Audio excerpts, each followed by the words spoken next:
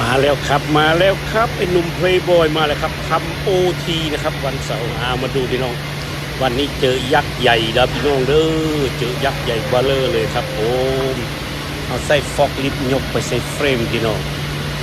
เอามายกเอาเทละหน่วยละหน่วยเพราะว่าหน่วยหนึ่งมันหนักแหงพี่น้องมันหนัก460เท่าหรือว่า220กิโลพี่น้องหน่วยหนึ่งหน่วยดำๆใหญ่ๆนี่นะพี่น้องนะ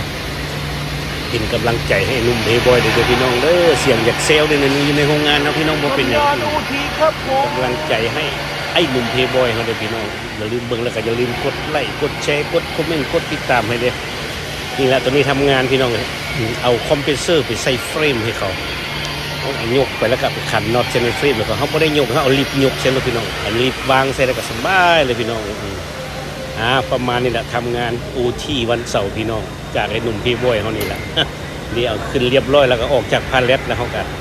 เลี้ยวลิฟต์ไปใส่เฟรมสบายพี่น้องกันนี่นะโอเคครับผมขอบคุณหลายๆด้วยครับเด้อที่ติดตามชม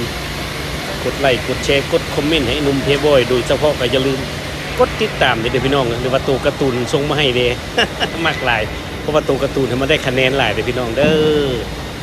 จากใจไอ้หนุ่มเพย์บอยมาติดตามมึงกับมื้อนี้เฮาสิมีจักคลิปพี่น้องเพราะว่าเฮาหากันลงได้คลิป1 2คลิปถ้าบางติดตามมึงว่าเฮาสิมีจักคลิปตรงนี้เนาะโอเคเดี๋ยวเจอกันเด้อครับผมเดี๋ยวจอดริมแล้วมาเอาในตอนบนนึงก็เดี๋ยวรอติดตามชมนะครับผมไอ้หนุ่มเพย์บอยเราจะมีจักคลิปวันนี้เดี๋ยวเจอกันเลยครับเด้อบายบายครับผมบายบายจ้าบายบายบายบายมาบายบายสิคุณโอเค โอเคครับผมบ๊ายบาย